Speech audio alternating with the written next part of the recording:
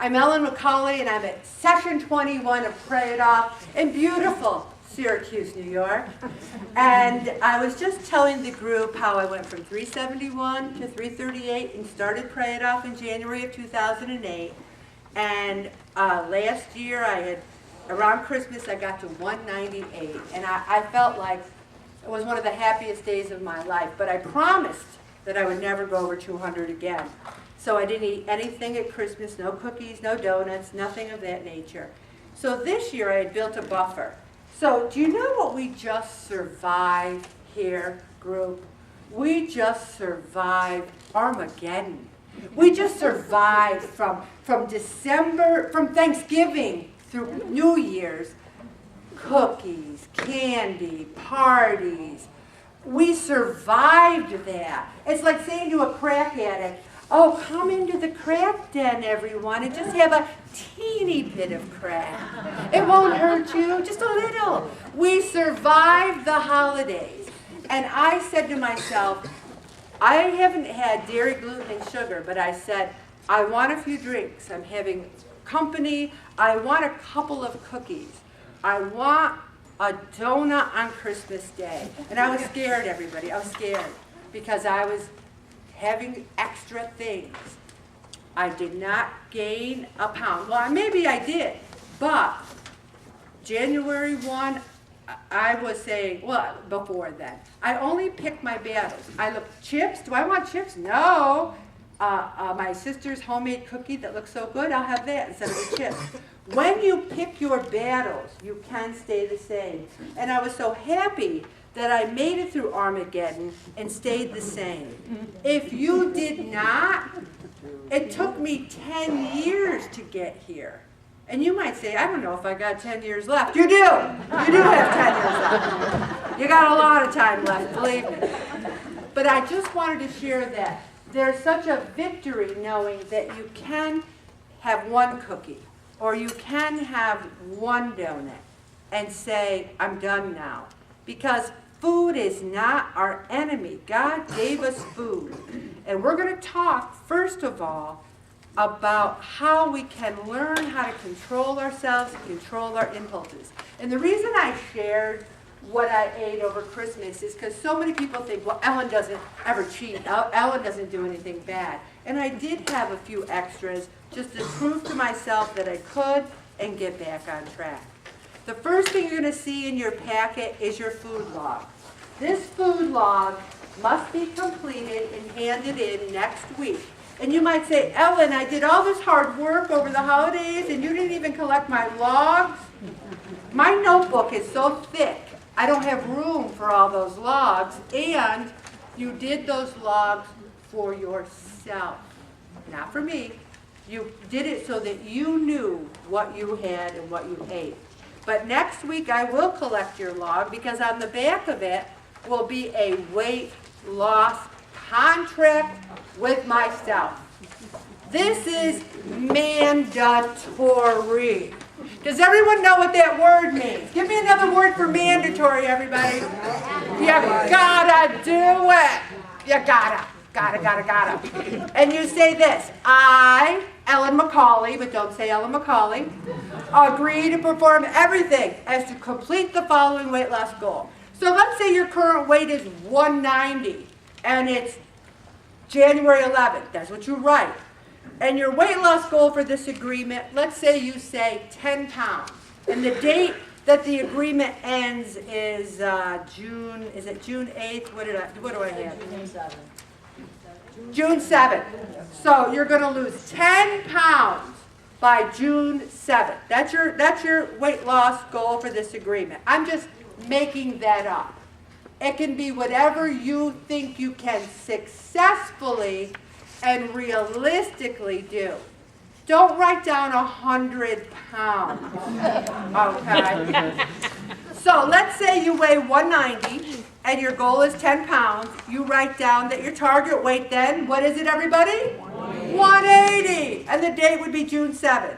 And then you write your name again, then you read this, you commit to it, you sign it, and you date it.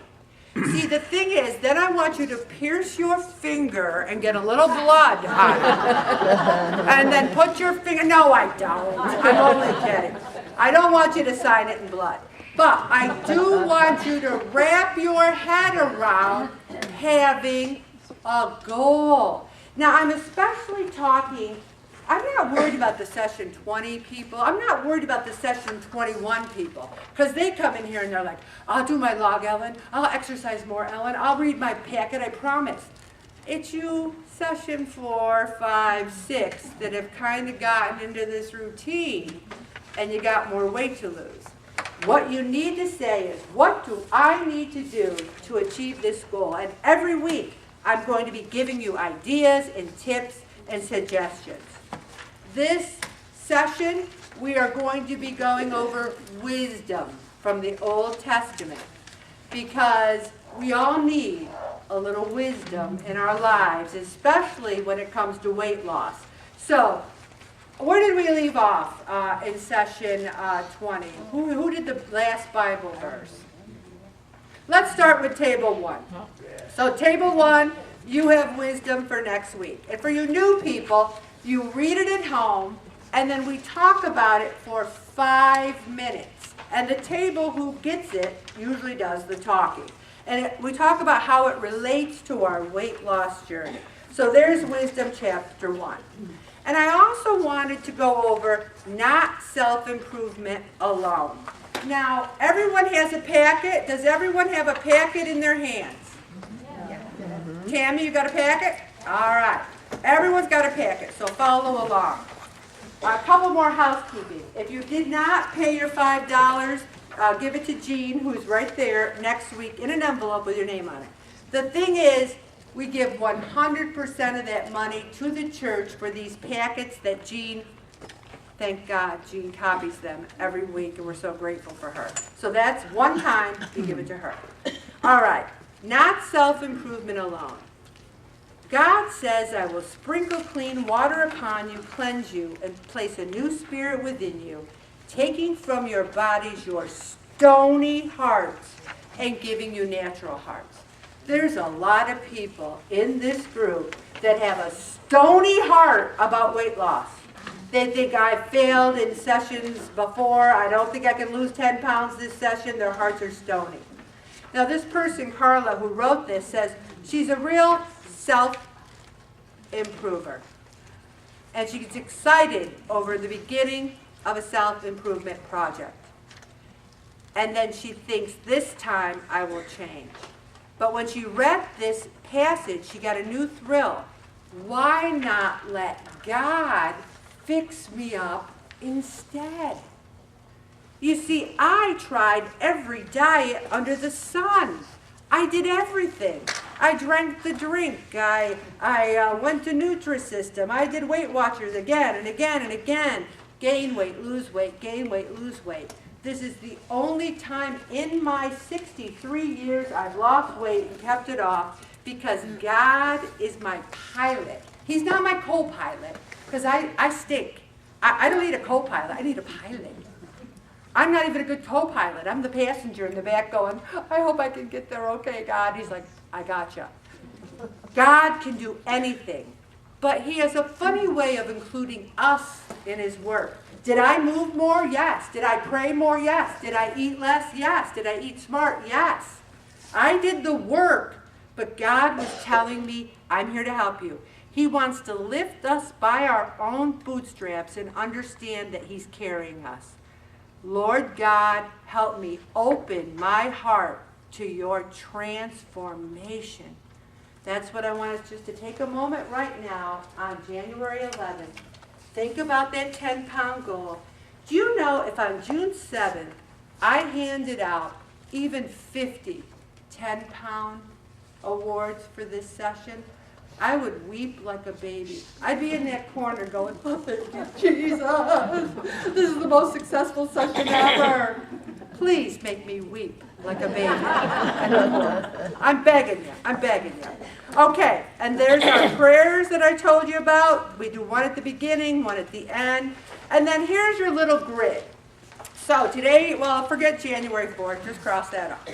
So January 11th, you write down your weight. Let's say it's 190. What's a good goal for next week? So, what? 1 pound. What does anyone else think? I think 1 pound's real good. 1 pound is 3,500 calories. 1 pound is perfect. Because guess what? If you keep going 1 pound, let's just do that. 1, 2, 3, 4, 5, 6, 7, 8, 9, 10, 11, 12, 13, 14, 15, 16, 18. If you lost 1 pound a week, you'd lose 18 pounds this session. Who would like to lose 18 pounds in this session?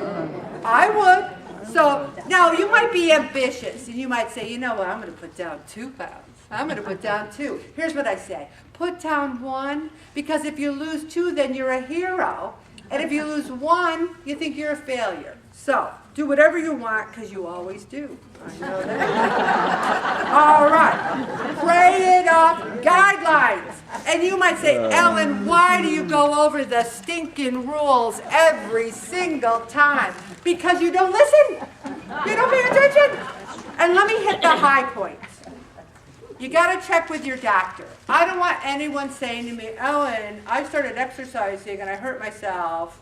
I want you to be ready to eat healthy. No one starves themselves at Pray It Off. Believe me, no one starves themselves at Pray It Off.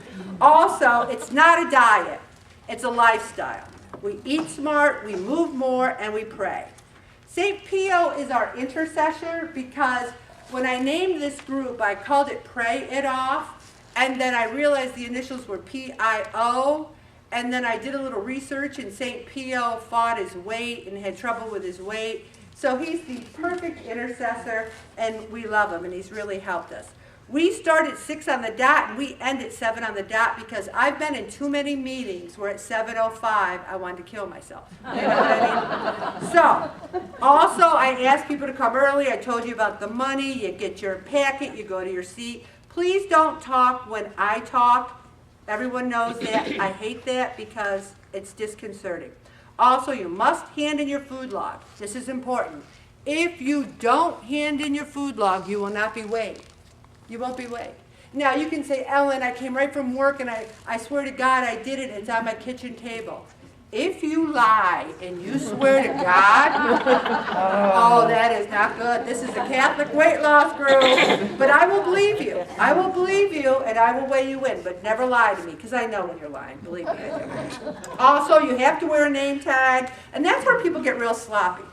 They don't always wear their name tags. And if you don't, I'll be mad. Read 1 chapter in the Bible each week and read the complete packet when you get home. I just hit the high points. You really need to know what this material is. If you come here, try not to park out this way because, well, that's what they used to say about the food pantry, but I don't know if that's true anymore. Oh, just park wherever you want. Also, if you can't come, you have to call me or email me or text me. My email is here. Please don't use AOL. It's not my email anymore. My cell phone is there, I'm not going to say it on the line, but text me. And if you text me, say who you are. Like I have so many people who text me and say, I can't come. And I go, who's this? You know, I don't know. Say your name. Then I'll put you in my contacts. It's a confidential group. You don't go up to someone in Wegmans and go, hey, congratulations on losing that 50 pounds. Wow, you must have been really fat when you started. Oh, hey, you see somebody in the mall. I'm so sorry to hear you're depressed. You don't tell people's business. As a matter of fact, if I hear that someone tells someone's business, it's cause for dismissal from the group. And in 10 years, I've never dismissed anyone, so don't tell it. Also, if you've got a prayer intention, fill out one of these sheets because I'm on the Holy Family Prayer Chain and I turn them in and it's powerful. Also, if you use the elevator, make sure the doors are shut. The small group is so important.